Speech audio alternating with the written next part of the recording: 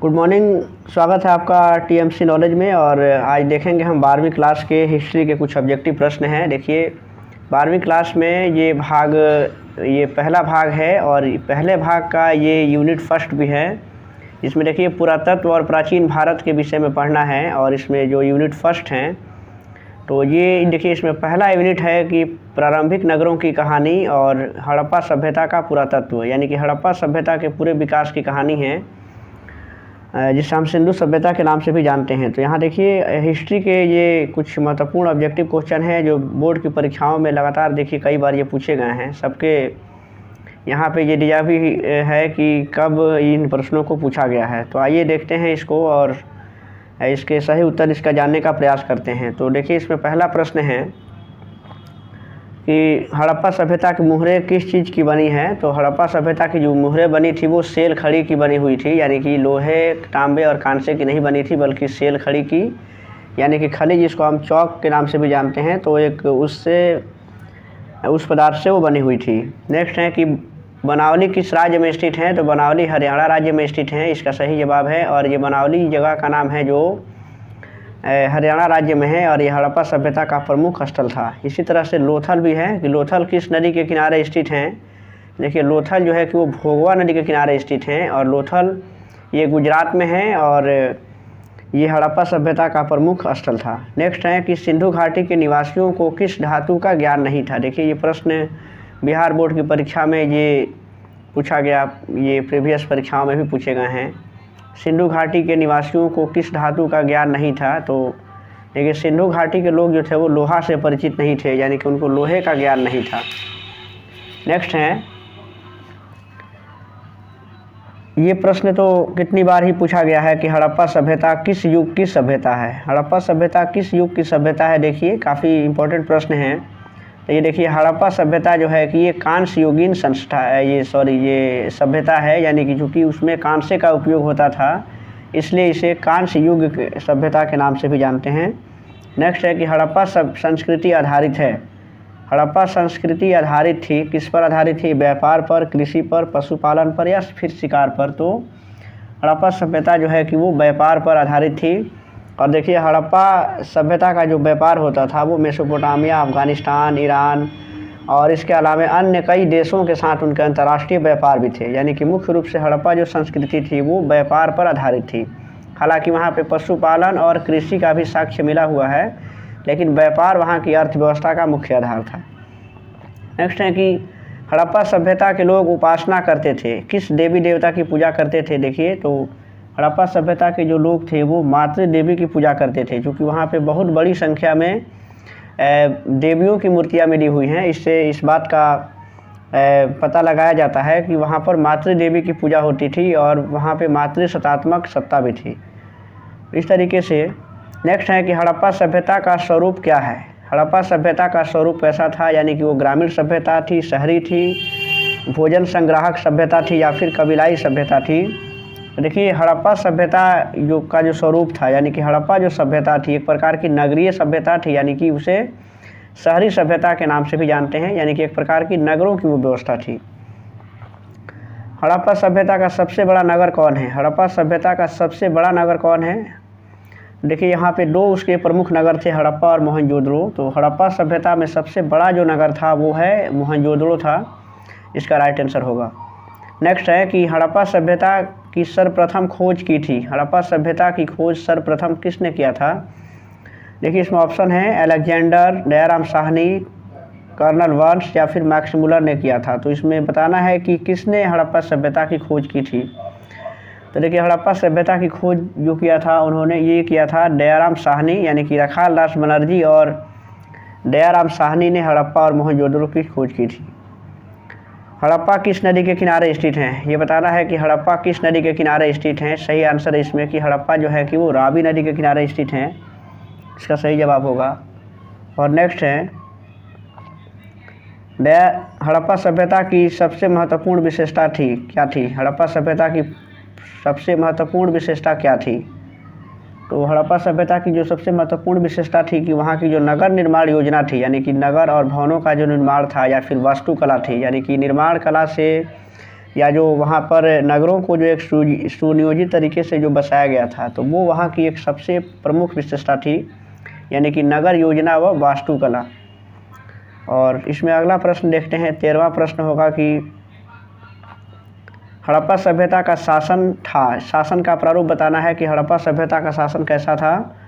तो देखिए, राजतंत्रात्मक था, लोकतंत्रात्मक, नगरपालिका या फिर गणतंत्रात्मक था, कैसा था। तो देखिए, हड़प्पा सभ्यता की जो प्रशासन था, चूँकि वो नगरीय सभ्यता थी, तो वो नगरपालिका, उसका प्रशासन जो था कि नगरपालिका जैसा था। नेक्स्ट है, हड़प्पा सभ्यता के पतन के क्या कारण हैं, क्या कारण थे हड़प्पा सभ्यता के। तो देखिए, हड़प्पा सभ्यता के पतन के एक से अनेक कारण बताए गए हैं विभिन्न इतिहासकारों के द्वारा, जिसमें विदेशी आक्रमण को भी जिम्मेवार माना गया है, प्राकृतिक कारण, मानवीय कारण भी माना गया है। तो इस तरीके से इसका सही जवाब होगा इसमें कि उपयुक्त सभी, यानी कि ये सभी कारण जो है हड़प्पा सभ्यता के पतन के कारण बने थे। नेक्स्ट है कि हड़प्पा सभ्यता के स्थल से स्त्री के गर्भ से पौधा निकलता हुआ दिखाया गया है। तो ये कहाँ का स्थल है। तो देखिए, इसमें सही जवाब इसका है कि हड़प्पा सभ्यता में एक मूर्ति ऐसे मिली है जहाँ पे स्त्री के गर्भ से पौधे को निकलता हुआ दिखाया गया है, और वो कहाँ से मिला हुआ है। तो इसका सही जवाब है कि वो हड़प्पा से ही मिला हुआ है, यानी कि वो स्थल हड़प्पा है जहाँ से ऐसी चीज़ें मिली हैं। नेक्स्ट है कि सिंधु घाटी सभ्यता के स्थलों में सर्वप्रथम किस स्थल का उत्खनन हुआ था। सबसे पहले उत्खनन किसका हुआ था। तो सबसे पहले हड़प्पा का उत्खनन हुआ था, उसके बाद से फिर मोहनजोदड़ो आया। नेक्स्ट है, सिंधु सभ्यता में गोदीबाड़ा का प्रमाण कहाँ से मिलता है। गोदीबाड़ा यानी कि जो एक बंदरगाह होते थे जहाँ पर जहाज़ें रुकती थी, तो गोदीबाड़ा का प्रमाण कहाँ से मिला है। तो लोथल वहाँ का एक प्रमुख बंदरगाह था, यानी कि ये लोथल इसका सही आंसर होगा। नेक्स्ट है कि किस सिंधु स्थल से सूती कपड़े के साक्ष्य मिले हैं। सूती कपड़े के साक्ष्य कहाँ से मिले हुए हैं। तो ये मोहनजोदड़ो से सूती कपड़ों के साक्ष्य मिले हैं, इसका सही जवाब होगा मोहनजोदड़ो। और इसमें अगला प्रश्न देखते हैं अब, मोहनजोदड़ो का उत्खनन किया था। मोहनजोदड़ो का उत्खनन किसने किया था। ऑप्शन आपके सामने हैं, और देखिए इसमें सही जवाब इसका होगा कि जो राखलदास बनर्जी थे, जो कि मोहनजोदड़ो का उन्होंने उत्खनन कराया था, जबकि दयाराम साहनी ने हड़प्पा की उत्खनन कराया था, हड़प्पा का। और अगला प्रश्न है कि मोहनजोदड़ो किस नदी के किनारे बसा हुआ था। मोहनजोदड़ो जो है वो किस नदी के किनारे बसा था। तो मोहनजोदड़ो ये सिंधु नदी के किनारे बसा हुआ था, इसका राइट आंसर इसमें ऑप्शन ए होगा। जबकि हड़प्पा था वो रावी नदी के किनारे बसा हुआ था। और नेक्स्ट है कि मोहनजोदड़ो किस भाषा का शब्द है। मोहनजोदड़ो बताना है कि ये किस भाषा का शब्द है। तो ये सिंधी भाषा का एक शब्द है मोहनजोदड़ो। देखिए, यहाँ पर अगला प्रश्न है कि लोथल कहाँ स्थित है। लोथल, ये प्रश्न है कि लोथल कहाँ स्थित है। देखिए, लोथल ये गुजरात में, हमने पहले ही बताया कि लोथल गुजरात का एक प्रमुख स्थल था, और ये गुजरात में ही स्थित है। नेक्स्ट है कि प्राचीन इतिहास का निर्माण किया गया। प्राचीन इतिहास का निर्माण किया गया था, यानी कि प्राचीन इतिहास का जब निर्माण किया गया, उसके प्रमुख स्रोत क्या थे। तो इसमें देखिए, साहित्यिक स्रोत उसके मुख्य आधार हुआ करते थे। उसके बाद से विदेशी यात्रियों के जो विवरण होते थे वो भी उसका मुख्य आधार है।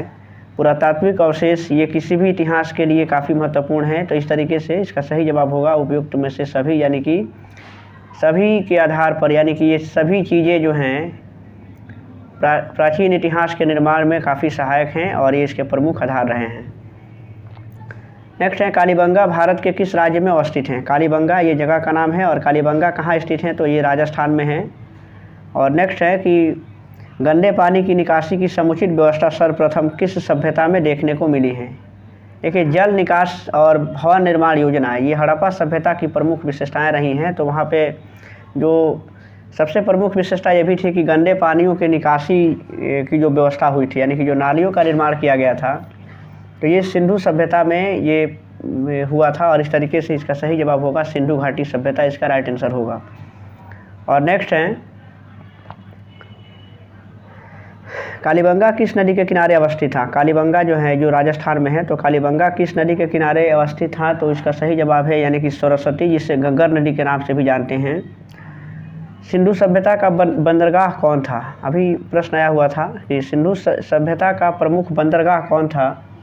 देखिए, इसमें सही जवाब इसका है कि लोथल वहाँ का एक प्रमुख बंदरगाह था, और नेक्स्ट है कि सिंधु सभ्यता में नर्तकी की मूर्ति कहाँ से मिली हुई है। तो नर्तकी की जो मूर्ति मिली है सिंधु सभ्यता में, नर्तकियों की बहुत मूर्तियाँ मिली हुई हैं, तो ये मोहनजोदड़ो से प्राप्त हुई हैं। सही जवाब इसका है। और है कि सिंधु सभ्यता का किस देश के साथ व्यापारिक संबंध नहीं था। ऑप्शन है मेसोपोटामिया, ईरान, अफगानिस्तान या फिर चीन। इसमें से किस देश के साथ उसका व्यापारिक संबंध नहीं था। तो देखिए इसमें चाइना के साथ नहीं था। बाकी हमने पहले भी बताया कि मेसोपोटामिया, ईरान और अफगानिस्तान, इन सभी देशों से सिंधु सभ्यता के साथ व्यापारिक संबंध थे। नेक्स्ट है कि सिंधु वासियों के प्रमुख देवता कौन थे। इसमें बताना है कि सिंधु वासियों के प्रमुख देवता कौन थे। देखिए इसमें ऑप्शन है कि इंद्र, विष्णु, पशुपति महादेव या फिर गणेश। तो देखिए जो इसमें सही जवाब है कि वो पशुपति महादेव यानी कि वहाँ के उनके प्रमुख देवता थे और ये उनकी पूजा करते थे। अगला प्रश्न है कि सिंधु घाटी सभ्यता का कौन सा स्थान मृतकों का टीला के रूप में जाना जाता है। तो देखिए इसमें मोहनजोदड़ो जो है, मोहनजोदड़ो का शाब्दिक अर्थ जो है, चूँकि मोहनजोदड़ो सिंधी भाषा का एक शब्द है और उसका अर्थ होता है मुर्दों का टीला यानी कि मृतकों का टीला, उसका सही जवाब है। नेक्स्ट है सिंधु घाटी सभ्यता का कौन सा स्थल सिंध का बाग कहा जाता है। सिंध का बाग ये किसे कहा जाता है जो सिंधु घाटी सभ्यता का प्रमुख स्थल हैं। तो इसमें देखिए ऑप्शन आपके सामने है और इसका सही जवाब है मोहनजोदड़ो, इसे सिंध का बाग भी कहते हैं।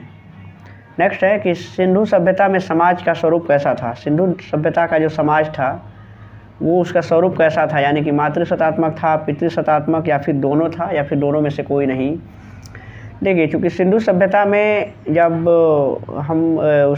जब आप उसके इतिहास को पढ़िएगा तो उसमें ये बातें स्पष्ट रूप से हैं कि वहाँ पे नर्तकियों की ये देवियों की मूर्तियाँ वहाँ पे बहुत ज़्यादा ही संख्या में मिली हुई हैं। तो इस बात से इतिहासकारों ने अनुमान लगाया है कि वहाँ का जो समाज था वो मातृसत्तात्मक था, यानी कि इसका सही जवाब हो जाएगा इसमें ऑप्शन ए। और नेक्स्ट है कि सिंधु घाटी सभ्यता किसके समकालीन मानी जाती है। सिंधु घाटी सभ्यता जो हैं हालांकि सबसे प्राचीन सभ्यता है, लेकिन कुछ सभ्यताएं हैं जो उसके समकालीन मानी जाती हैं। तो देखिए इसमें वो चीन की सभ्यता की समकालीन नहीं मानी जाती हैं। बाकी मिस्र की सभ्यता और मेसोपोटामिया की सभ्यता और उसके साथ साथ एक क्रीट की सभ्यता, ये तीनों सभ्यताएं जो हैं वो सिंधु घाटी सभ्यता के समकालीन है, जबकि चीन की सभ्यता सिंधु घाटी सभ्यता के समकालीन नहीं थी, मतलब कि उस समय में नहीं थी। समकालीन का मतलब होता है कि जिस समय में सिंधु घाटी सभ्यता थी उस समय में और कौन कौन सी सभ्यताएं विश्व के अन्य क्षेत्रों में भी वो विकसित थी या फिर वो उसका निर्माण या फिर वो अस्तित्व में थी। तो ये तीन सभ्यताओं का जिक्र आया है कि वो सिंधु सभ्यता के समकालीन मानी जाती हैं, यानी कि जिस समय में सिंधु सभ्यता थी उसी समय में ये भी सभ्यताएं थी। और नेक्स्ट है कि सिंधु सभ्यता का क्षेत्रफल किस आकार का है, यानी कि सिंधु सभ्यता का जो आकार था, जो आकृति कैसी थी। तो ये जो कि देखिए उसका क्षेत्रफल है, तो सिंधु सभ्यता का जो क्षेत्रफल है लगभग 13 लाख वर्ग किलोमीटर था और उसका आकार जो था वो त्रिभुजाकार था, यानी कि ट्रायंगुलर था वो। और नेक्स्ट है कि किस सिंधु स्थल में महिला और पुरुष को एक साथ दफनाया गया है, क्योंकि इसका भी साक्ष्य मिला हुआ है कि सिंधु सभ्यता में एक ऐसा कब्र भी मिला हुआ है जहाँ पर महिला और पुरुष को एक साथ दफनाया गया है। तो वो जगह कौन सा है जहाँ पर ये चीज़ें मिली हुई हैं। तो देखिए इसका सही जवाब है कि देखिए ये राखी गढ़ी, यानी कि ये इसका सही जवाब है जहाँ पर महिला और पुरुष को एक साथ दफनाया जाने का साक्ष्य मिला हुआ है। नेक्स्ट है सिंधु घाटी सभ्यता में विशाल स्नानागार के अवशेष कहाँ से प्राप्त हुए हैं। तो देखिए वहाँ पर विशाल स्नानागार और फिर अन्नागार, ये भी दो महत्वपूर्ण भवन थे वहाँ के। तो ये कहाँ से मिला हुआ है, तो ये मोहनजोदड़ो से मिला हुआ है विशाल स्नानागार, ये काफ़ी प्रसिद्ध भी हैं। और सिंधु घाटी सभ्यता की जुड़वा राजधानी कहाँ थी। सिंधु घाटी सभ्यता की जुड़वा राजधानी पूछ रहा है, ये कहाँ थी। तो देखिए इसमें ये हड़प्पा मोहनजोदड़ो जो है कि वहाँ की जुड़वा राजधानी थी, यानी कि हड़प्पा और मोहनजोदड़ो इसका राइट आंसर होगा। नेक्स्ट है यहाँ से अब देखिए अगला प्रश्न यहाँ से है कि राखल दास बनर्जी को मोहनजोदड़ो के अवशेष किस वर्ष मिले थे।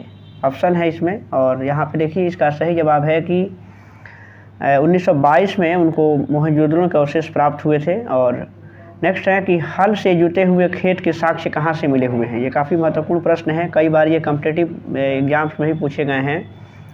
तो हल से जुते हुए खेतों के साक्ष्य कहाँ से मिले हुए हैं, तो इसका सही जवाब है कि वो कालीबंगा से मिले हुए हैं, इसका राइट आंसर इसमें है कालीबंगा। और नेक्स्ट है पशुपति महादेव की मुहर में निम्न में से कौन सा जानवर नहीं पाया गया है? पशुपति महादेव की जो मोहरें प्राप्त हुई हैं जिन पर उनका चित्र अंकित है, तो उनके आसपास किस जानवर को नहीं दिखाया गया है?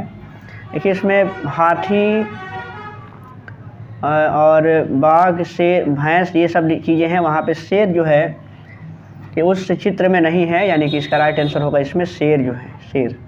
नेक्स्ट है कि किस स्थान से शतरंज की तरह के खेल के प्रमाण प्राप्त हुए हैं? ये हड़प्पा से प्रमुख प्रश्न है।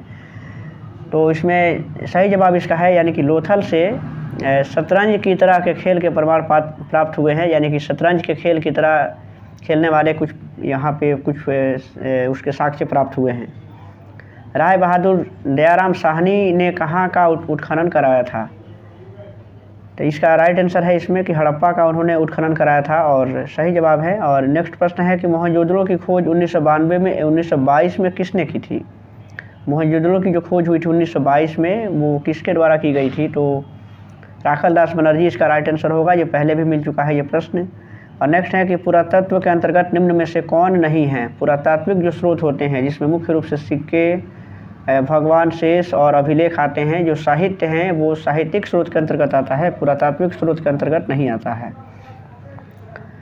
और नेक्स्ट है कि मोहनजोदड़ो का शाब्दिक मतलब क्या होता है? मोहनजोदड़ो का शाब्दिक मतलब जो होता है वो मृतकों का टीला होता है। इसका राइट आंसर इसमें ए होगा। और नेक्स्ट है कि भारतीय पुरातत्व का पिता किसे कहा जाता है? भारतीय पुरातत्व का पिता किसे कहते हैं? तो इसका सही जवाब है कि ऑप्शन बी, यानी कि अलेक्जेंडर कनिंघम जो हैं वो भारतीय पुरातत्व के पिता कहे जाते हैं। और नेक्स्ट है कि हड़प्पा का उत्खनन किसने किया था? ये प्रश्न देखिए बार बार रिपीट हो रहा है। हड़प्पा का उत्खनन किसने किया था? तो ये दयाराम साहनी इसका सही जवाब होगा। और नेक्स्ट है कि भारतीय पुरातत्व सर्वेक्षण विभाग के पहले डायरेक्टर जनरल कौन थे? तो इसका सही जवाब है कि अलेक्जेंडर कनिंघम इसका सही आंसर होगा। और नेक्स्ट है, और ये आखिरी प्रश्न है कि हड़प्पा सभ्यता में अग्निकुंड कहाँ पाई जाती हैं, यानी कि कहाँ पाई गई हैं? अग्निकुंड के साक्ष्य कहाँ से मिले हुए हैं? देखिए ये कालीबंगा जो है, कालीबंगा से ये जो है कि साक्ष्य मिले हुए हैं, जहाँ से अग्निकुंड के साक्ष्य मिले हुए हैं। तो ये 12वीं क्लास के ये पहले यूनिट का ये 50 प्रश्न जो है कि काफ़ी महत्वपूर्ण है बोर्ड परीक्षा के दृष्टि से भी और कॉम्पिटिटिव परीक्षा की दृष्टि से भी। तो आप इसे अवश्य देखें और वीडियो अच्छा लगे तो उसे लाइक भी करें और कमेंट भी करें और अधिक से अधिक से हो सके तो शेयर भी ज़रूर कीजिएगा।